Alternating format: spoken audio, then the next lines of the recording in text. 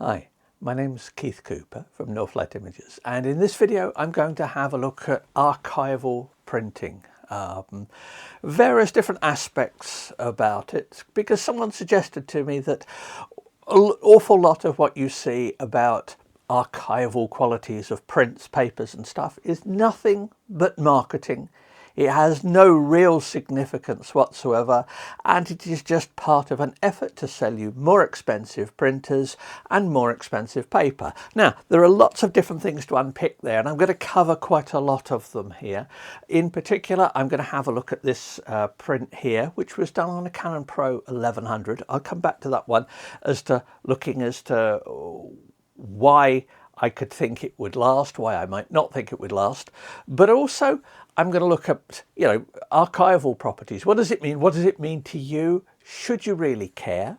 I think, calling it a scam is a bit much, unless you call all marketing a scam. And, marketing is there to sell you stuff, whether you like it or not. That's most of the figures you'll see are marketing derived, so you shouldn't worry about that too much. Now, in terms of some actual hard data, there is, and I did a video about this last year when the initial info came out.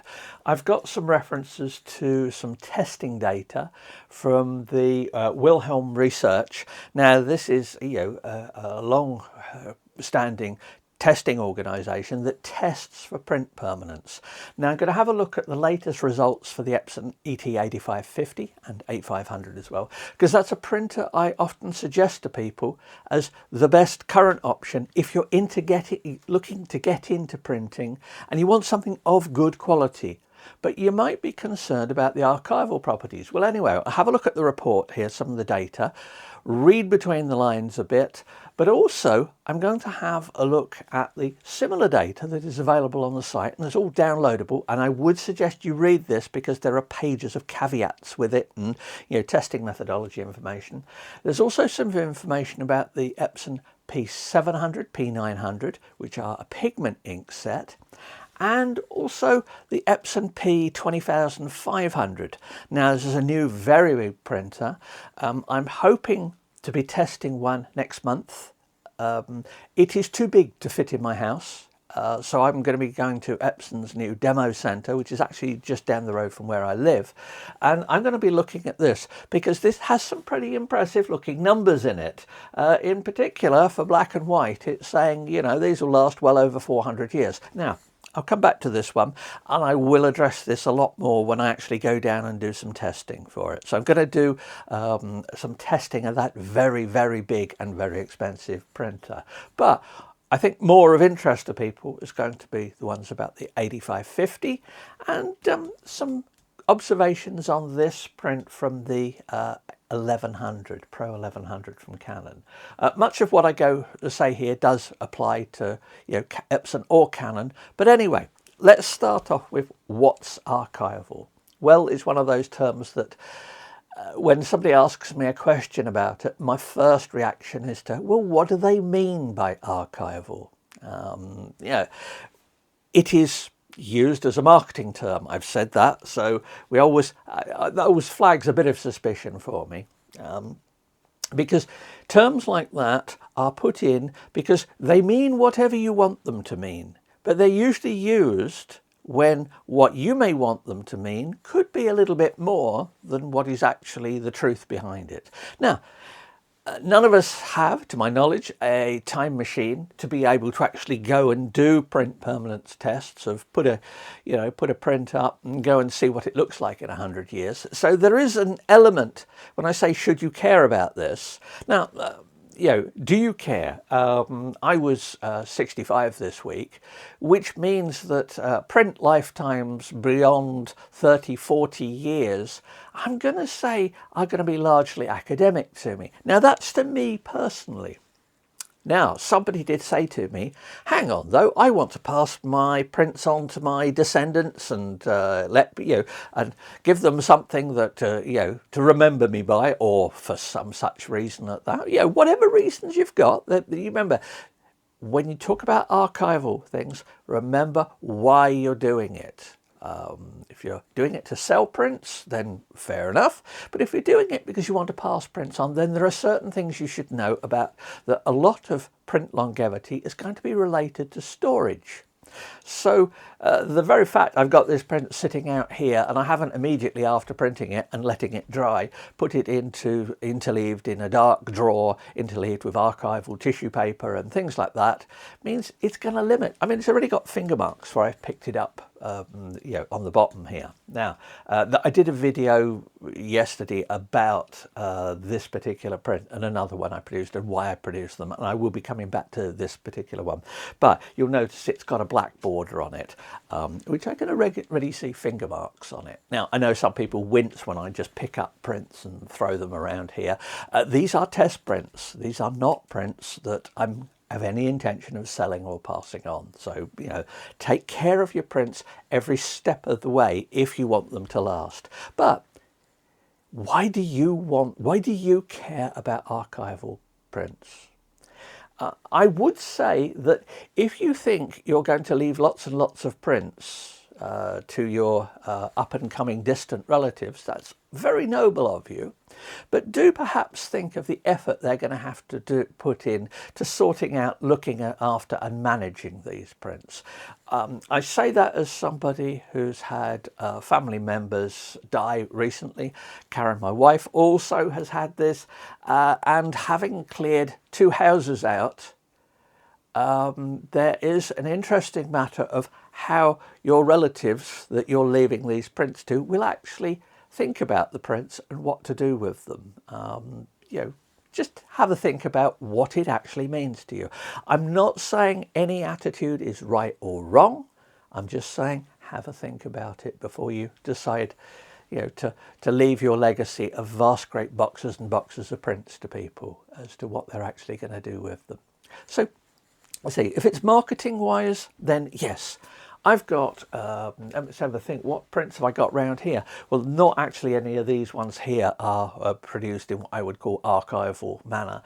Also, they're just pinned to the wall, which is hardly the best way of keeping prints. I have got prints that I have produced very carefully on good paper, shipped them out, rolled up to people. I've used pigment inks, I've used up, and I said, these are going to last. Mind you, I'm not going to be around if they want to come back and try and claim that they didn't last. So, yeah, as I say, it's marketing. It's all marketing stuff. But anyway, that's the should you care about it. I always find that a lot of people say, I want archival inks. And you dig a bit into that and you realise that, well, do they really? Does it really matter that much? If you really want it, then if you really want archival, you're going to get your prints printed on something like this big P20500 I mentioned. But I'll come back to the figures there. Let's have a look at some of the figures for the 8550 and the 8500. Because the 8500 is the same, it's just a smaller printer. E550, excellent printer. The numbers have changed a little bit from the preliminary values, but not much. So essentially what we're saying, and there are only 2 papers tested here. I believe more papers are being tested, but this is premium photo glossy paper and premium luster paper. Those are 2 high quality papers that Epson produce. Remember, both Epson and Canon don't actually make their own papers. So this goes for other manufacturers' papers as well. But only really the likes of Epson and other big companies can afford to get testing like this done. Now, there are holes you can pick in the methodologies if you really want. And I will come back to that a bit when I mention this one here later. You know, there is no perfect way of testing. You're trying to say what's going to happen in 200 years. Well, who knows what's going to happen in 200 years? I don't know what's going to happen in 2 years. So, you know, give a bit of context to stuff like this. Yeah, there are better things in the world to worry about in many respects. But so I've got here displayed prints framed under glass. 90 years. We'll take just the glossy paper. It says displayed prints framed with a UV filter glass, 160 years. That's good permanence. It says that if you store them in an album in dark storage, not too much humidity, various other things like that, it's saying greater than 200 years. Now, that's fair enough. But when we look at the displayed prints not framed, so that's, you know, pinned to the wall like this, we're down to 28 years. Well, still pretty good.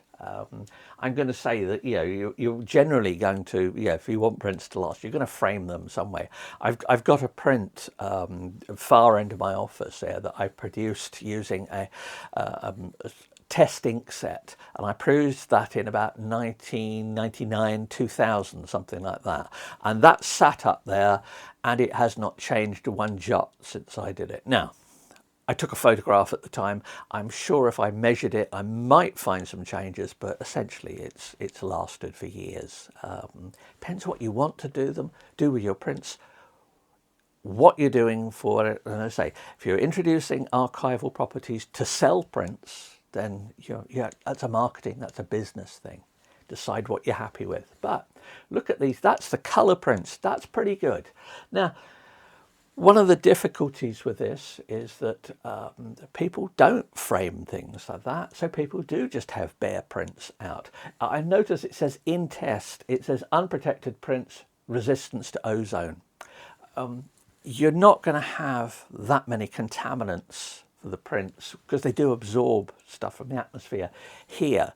But if you put print up in the kitchen and just stick it to your fridge with magnets, then I'm going to say a print like that, yeah, after a few years it might fade, and I say just a few years. But it depends what it's like in your kitchen, for example. It's just not a good place to put prints, not without protecting them in some way.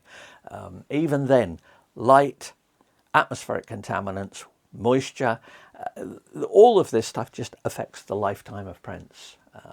And there's also the matter of what changes you would notice. Now, I'll come back to that a bit in with this one, but so there we go, we got the 8500. If I use the settings, if I use the ABW, Advanced Black and White mode, we get much better. And now, this is also, interestingly enough, this is tested on glossy, premium glossy and premium luster paper. For these, the displayed under glass goes up to 137 years. So that's effectively saying that if you're printing your black and white prints and putting them here, they're going to last pretty well. In fact, the displayed prints framed with a UV filter, so special glass, quite expensive glass if you want large sheets of it, greater than 200 years. Even, on the wall prints like this, 37 years. Album storage, greater than 200. It just means we haven't detected anything yet to give us any data for this. So for the black and white mode, that's looking pretty good. I noticed that these are printed using the glossy papers, or glossy and luster paper. That means these are just using the dye inks of the 8550. If you print on art paper, so if you take a cotton rag paper and you take one that is, listed as archival, so without optical brighteners and various other things that are going to affect its longevity, you're also mixing in, when you're using the ABW mode here, if you use the VFA media setting, you're also mixing in the pigment black. Now that pigment black is going to be the same pigment black that's used in some of the pigment ink printers, effectively. I mean, there may be minor differences in it. That's going to last longer than any of the dyes. So you could say, and this is one of the bits where you have to just make your guesswork, that if you are printing black and white images using the ABW print mode, and you're printing them on something like velvet fine art paper, which is a really nice paper from Epson. It's been around for years, but it is a really nice paper. If you're printing that, I'm going to say your black and white prints are going to last for ages. Now, are you happy with saying they're archival because they're printed on that and they've used the pigment black? Well, you should be a bit careful, and that's one of the bits I'll come back to when I talk about testing methodologies in a bit, more in connection with this particular print here. But that is worth noticing. Anyway, so that's the 8500. Download that. I'll put the links for it. Download it, but read all the caveats and stuff about the testing methodologies. These are headline figures. Dig a bit deeper into it if it matters. But suffice to say, if you want 8550 prints, as long as they're looked after well and you pass them on, your grandchildren should have no difficulty with them. Your great-grandchildren, well, maybe not. They may wonder why they've got so many boxes of prints have been left to them and just what the hell they're going to do with them. But, you know, it depends. People's personal attitudes to such things change. I say, mine and Karen's attitudes have been heavily coloured by having to clear out 2 houses recently. And, you know, that does affect, and we're going to be moving house ourselves probably later this year. So that affects your consideration of what stuff you want to leave around. But anyway, that's that one. Now, the next one, I mentioned the P700 and P900. Now, P700, P900, pigment ink printers, the same ink set is used in the P5300, which is definitely a printer I would consider. If you want a 17-inch printer, the P5300 is currently an excellent one because it's based on the chassis of this P5000 that I've got sitting here, but with the ink set of the 700-900. So effectively these print permanence ratings here, you can count these are the same ink set, it's the same print head. You can count this as for the P5300 as well.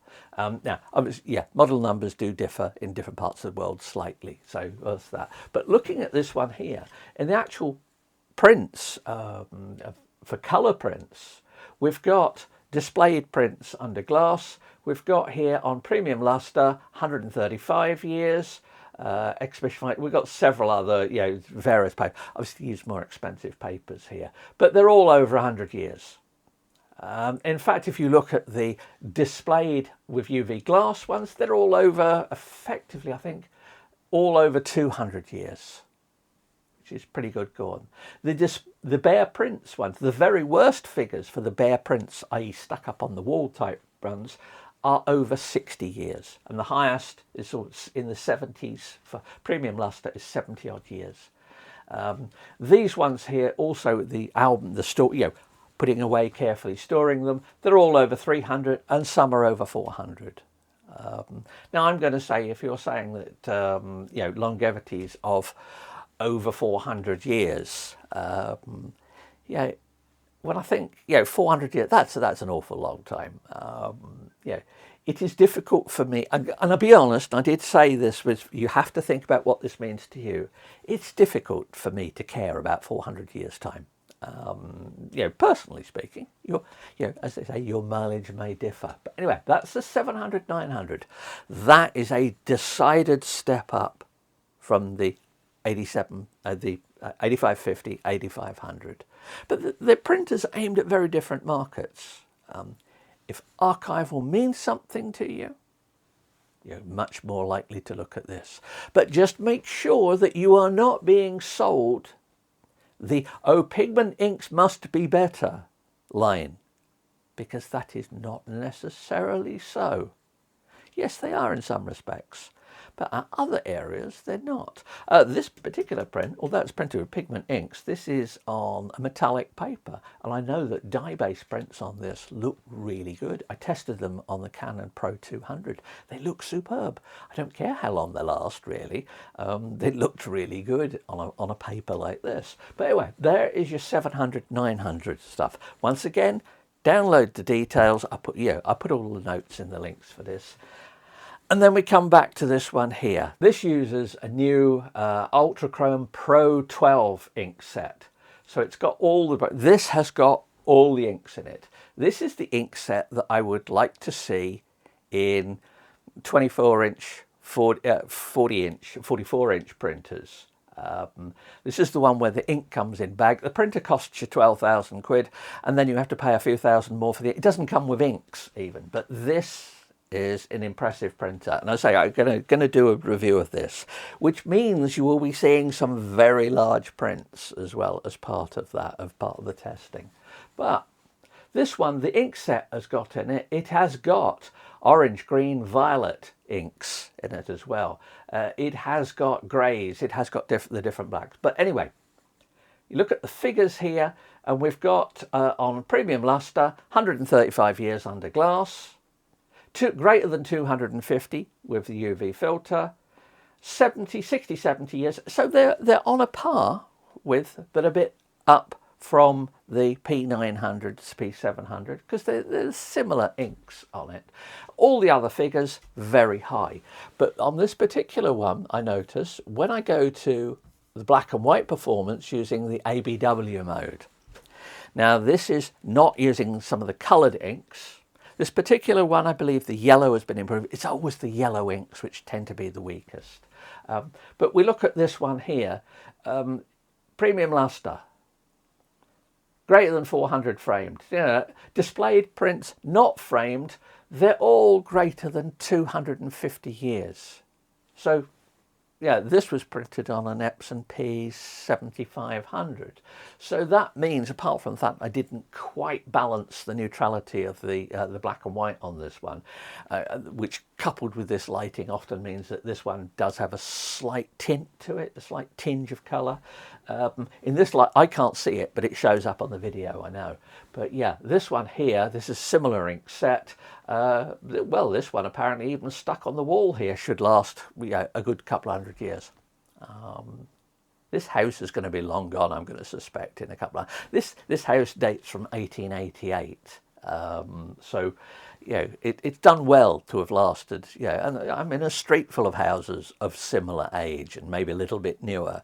You know, this is nothing special, but massive great numbers here.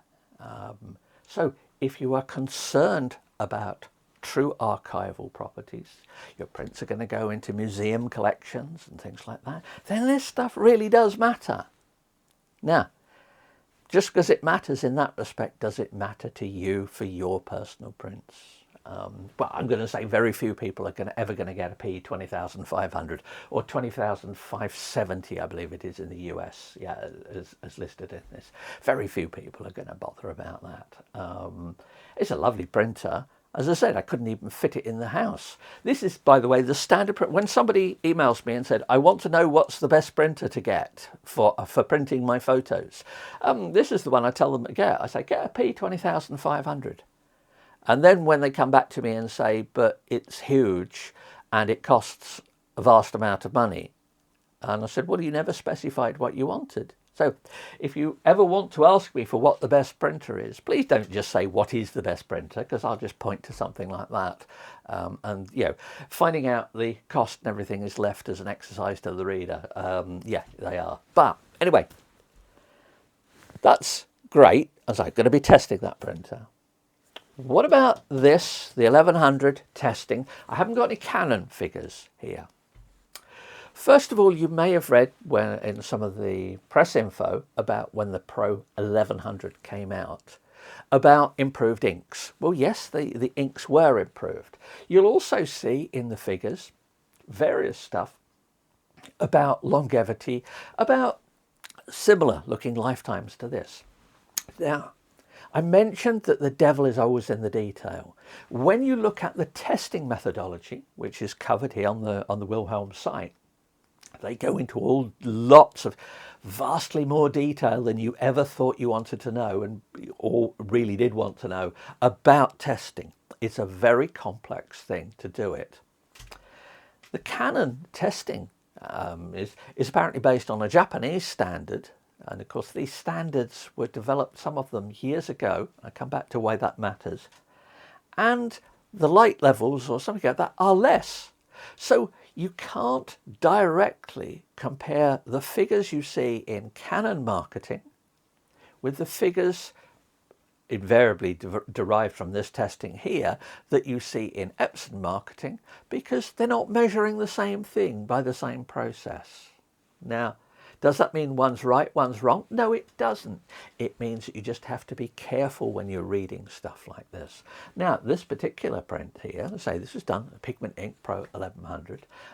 It was of a set I took of images I created over the weekend. And it's the Suffolk coast with the moon rising. And what's going to fade first in this? Well, the most likely thing is, because it's been left out here, it'll gradually go, and the yellows perhaps might go a bit. Maybe some of the... I don't know. This was never created as an archival print. But the blacks should be pretty solid here. Now, for the black and white printing on the 1100 is good. And that means that using just the blacks and the greys and maybe a little bit of colour for neutrality, you're going to get great lifetimes. The colours are going to be what fades here, but they are not going to fade in my lifetime. Even on this paper, this is not a tested paper, this is Permajet's titanium gloss. Printed it on that because it really does look good. The black border is, incidentally, I'm going to be doing some stuff about the making of this and the other print. The black border is an option in the Canon PPL software to print the whole page with a black border, and it makes it's an interesting option for this one, but for another darker print I did, it's actually quite an important choice, and it covers mounting and viewing prints. But talking of longevities, this should last. But ideally, I wouldn't have done it necessarily on this paper, and I might, if I was bothered about it lasting, I'd have put it in a drawer and after drying it properly and things like that. Just one more bit about I mentioned about the testing methodologies. These testing, the whole concept of accelerated aging, as I say, because we don't have time machines to actually check whether this works properly. The whole concept of accelerated aging, and the test data does go back quite a few years here for Wilhelm, they publish it. The whole thing was based on fading of colour photographic prints and other printing media. There are some interesting holes in the process. So if this were a print from the 8550, a colour print, it would be using the dye inks. Now, turns out that the black dye ink is prone to a certain type of fading. That means that when your print fades, now I tested this when I was, I was scanning some old prints recently, and the way that prints fade is fairly well known, old photographic prints, colour prints, and that can be corrected relatively easy, as long as it's not too far gone, in software. But because different inks age different ways, the tendency of some dye black inks, and this, you remember, you get different ink sets in different printers. Some dye black inks, the black will fade and move to a sort of reddish tint or something like that. And because black gets used all over the place to reduce the amount of other inks used, there's all sorts of reasons for it, it means that the potential fading of your prints that have been stuck on the refrigerator with with some magnets, the fading of those may not be that easy to fix. But it's all about the testing methodologies. There are criticisms that can easily be made, and I know some people rail against stuff like this, quite rightly from a technical point of view. But the difficulty is this testing, like much other things, is driven by marketing. So this is as good as we've got at the moment. Careful about comparing like with like.